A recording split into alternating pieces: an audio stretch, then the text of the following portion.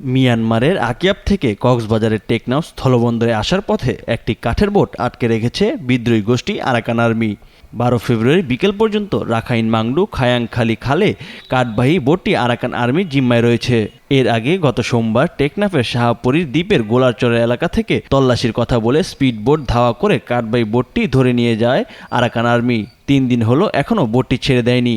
তল্লাশির নামে Arakan army হেফাজতে একটি কাঠের বোট রয়েছে। 3 দিন হলেও কাঠের বোটটি এখনও এসে পৌঁছায়নি। বোটে 35 টন কাঠ রয়েছে। এইসব মালামাল ব্যবসায়ী আব্দুল কাদেরের কাছে আসছিল। এছাড়া গত 16 জানুয়ারি থেকে ইয়াঙ্গুন থেকে টেকনাফের স্থলবন্দরে কোনো পণ্যবাহী বোট আসেনি। 35 টন কাঠ নিয়ে মিয়ানমারের একটি বোট আমার কাছে আসার পথে সে দেশের আরাকান আর্মি নিয়ে গেছে। শুনেছি তারা তল্লাশি চালাচ্ছে, হয়তো তাদেরকেও ভুল তথ্য দিয়েছে, তবে সে দেশের ব্যবসায়ীদের সাথে যোগাযোগ চলছে। কাঠগুলো তল্লাশি শেষে বোট ছেড়ে দেবে বলে শুনেছি। এর আগে গত 16 জানুয়ারি দুপুরে মিয়ানমারে ইয়াঙ্গুন থেকে কক্সবাজার নাফ নদের মোহনায় আটকে পড়ে পণ্যবাহী 3টি কার্গো। এসব কার্গোতে 50,000 বস্তা শুটকি, সুপারি, কফি সহ বিভিন্ন মালামাল রয়েছে।